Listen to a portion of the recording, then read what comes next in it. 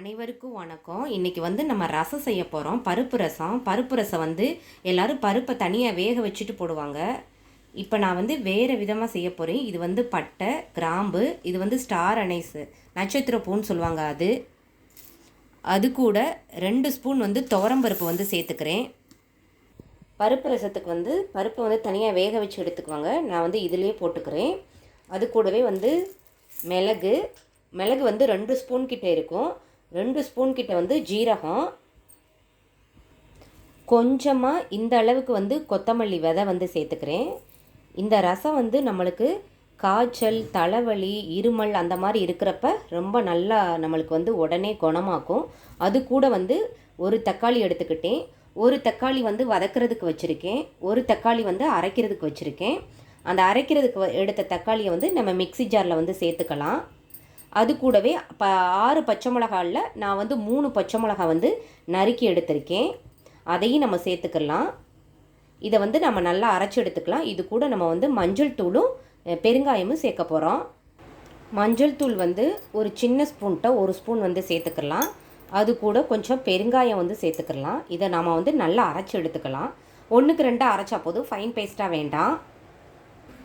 2 தக்காளி வந்து நான் எடுத்திருந்தேன்.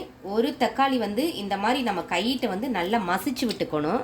அந்த மாதிரி மசிச்சு விடுறப்ப தான் இந்த ரசத்தோட டேஸ்ட் வந்து கிடைக்கும். அது கூடவே நம்ம பச்சை மிளகாயையும் மசிச்சு விட்டுக்கலாம் நல்லா.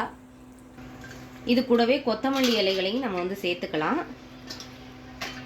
கொஞ்சமாக நான் வந்து புளி வந்து ஊற வச்சு வச்சுருக்கேன். ரொம்பலாம் நான் புளி எடுக்கலை, கொஞ்சமாக தான் எடுத்திருக்கேன்.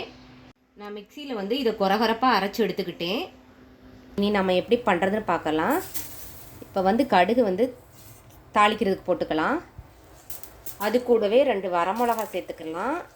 கொஞ்சம் கருவேப்பிலையும் சேர்த்துக்கலாம். கடுகு பொரிஞ்சு வந்துருச்சு. இப்போ நம்ம நல்லா தக்காளி ஒன்று மசிச்சு வச்சுருக்கோம்ல, அந்த தக்காளியை வந்து சேர்த்துக்கலாம். அது கூடவே நம்ம மிக்சியில் அரைச்சி வச்சுருக்க மிளகு, சீரகம், பருப்பு, பட்டை, கிராம்பு அதையும் நம்ம சேர்த்து விட்டுக்கலாம். இது எல்லாத்தையும் இப்போ நம்ம நல்லா வதக்கி விட்டுக்கலாம்.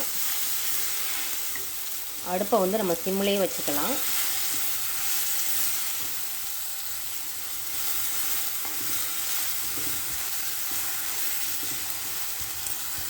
நல்லா இதை வந்து நம்ம மிக்ஸ் பண்ணியாச்சு, கலந்து விட்டாச்சு. நம்மளுக்கு உடம்பு சரியில்லை, ஜலதோஷம், ஃபீவர், த்ரோட்டெல்லாம் ஒரு மாதிரியாக பெயினாக இருக்குது, நம்ம முகம் எல்லாமே ஒரு பெயினோடு இருக்குது, அந்த மாதிரி சமயத்தில் இந்த மாதிரி நம்ம ரசம் வச்சு குடித்தாலே போதும், உடம்பு வந்து சுகமாயிரும். நம்ம உடனேலாம் ஆஸ்பத்திரிக்கு போக தேவையில்லை. இதெல்லாம் ரெடி ரசம் அந்த மாதிரி வச்சு சாப்பிட்டுட்டு அதுக்கடுத்தும் நம்மளுக்கு உடம்புக்கு சரியில்லைன்னா நம்ம வந்து மருந்து மாத்திரைகள் வந்து எடுத்துக்கலாம். ரசம் வந்து நம்ம உடம்புக்கு ரொம்ப நல்லது. வாரத்தில் 2 முறையாச்சும் நம்ம சாப்பிட்றது நல்லது. இப்போ மிக்ஸி ஜாரை அரைச்சி கழுவுனா அந்த தண்ணியும் இதிலேயே சேர்த்துக்கலாம்.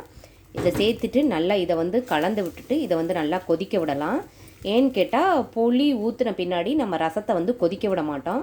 புளி ஊற்றின விடாடி ரசத்தை வந்து நம்ம கொதிக்க விட்டோம்னா ரசம் வந்து கடுத்து கிடக்கும், அந்த ஒரு டேஸ்ட்டு வந்து கிடைக்காது. அதனால் நம்ம இந்த தண்ணியிலே நல்லா கொதிக்க விட்டுக்கலாம். நம்ம பருப்பெல்லாம் சேர்த்ததுனால நல்லா கொதிக்க விட்டுருக்கோம். இதில் வந்து பட்டை, கிராம்பு, ஸ்டார் அனைஸ்லாம் சேர்த்துருக்கோம். அந்த நட்சத்திர பூன்னு சொல்லுவாங்க, அது வந்து இன்ஃப்ளூயன்ஸா ஃபீவருக்குலாம் ரொம்ப நல்லது. நம்மளுக்கு வந்து டேமி ஃப்ளூன்னு சொல்லிட்டு ஒரு டேப்லெட் வந்து இன்ஃப்ளூயன்ஸா ஃபீவருக்கு கொடுப்பாங்க. அதோட கண்டென்ட்டு தான் அந்த ஸ்டார் அனைஸில் இருக்குது. நம்ம இதில் சேர்த்தது எல்லாமே வந்து மருத்துவ குணங்களுக்கானது. அதனால தான் நம்ம முன்னோர்கள் வந்து உடம்பு சரியில்லைன்னா உடனே ரசம் வச்சு சாப்பிடுங்க அப்படின்னு சொல்லியிருக்காங்க. இப்போ நாம் வந்து கரைச்சி வச்சுருக்க புளி தண்ணியை வந்து சேர்த்துக்கலாம். ஏன்னா ஓரளவு இதெல்லாமே நல்லா கொதிச்சு வந்துருச்சு. இப்போ நம்ம வந்து புளி தண்ணியை வந்து சேர்த்துக்கலாம். புளி வந்து நம்ம கொஞ்சமாக தான் எடுத்தோம், தக்காளி தான் அதிகமாக எடுத்திருக்கோம். அதனால் இதை நல்லாவே நம்ம வந்து அடிக்கடி சாப்பாட்டில் வந்து சேர்த்துக்கலாம். இப்போ புளி எல்லாத்தையும் சேர்த்தாச்சு. கொஞ்சமாக நம்ம தண்ணியும் சேர்த்துக்கலாம்.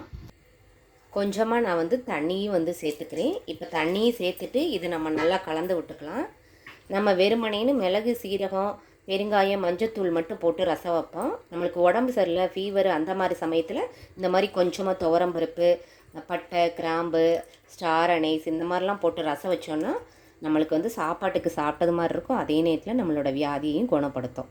இது எல்லாத்தையும் நல்லா கலந்து விட்டுக்கலாம். இது நல்லா கொஞ்சம் பபிள்ஸாக வரணும், சுற்றி நடுவுலையும் வரணும். அப்படி வந்தவனைக்கு நம்ம அடுப்பை ஆஃப் பண்ணிக்கலாம். ரசம் வந்து ஓரமெல்லாம் நல்லா நுரையாக வந்திருக்கு. லைட்டாக இங்கே கொதிக்கி வருதா? இனி வந்து நம்ம ஆஃப் பண்ணிடலாம். ஏன்னு கேட்டால் இது மண் சட்டி, ஆஃப் பண்ணாலும் அதோட சூடு இருக்கும். இப்போ நம்ம வந்து ரசத்துக்கு வந்து உப்பை சேர்த்துக்கலாம். உப்பை வந்து கடைசியில் தான் சேர்க்கணும். நம்ம வந்து ஸ்டவ்வை வந்து ஆஃப் பண்ணிக்கலாம். அது கூடவே கொஞ்சமாக பொடி பொடியாக நம்ம வந்து கொத்தமல்லி எல்லாம் நறுக்கி வச்சுருக்கேன், அதையும் இப்படி ஸ்ப்ரெட் பண்ணி விட்டுக்கலாம். இப்போ நம்ம ஸ்டவ்வையும் ஆஃப் பண்ணியாச்சு. இப்போ நம்ம வந்து கொஞ்சமாக நான் வந்து நெய் வந்து சும்மா ஒரு சொட்டு அந்த மாதிரி வந்து சேர்த்துக்க போகிறேன்.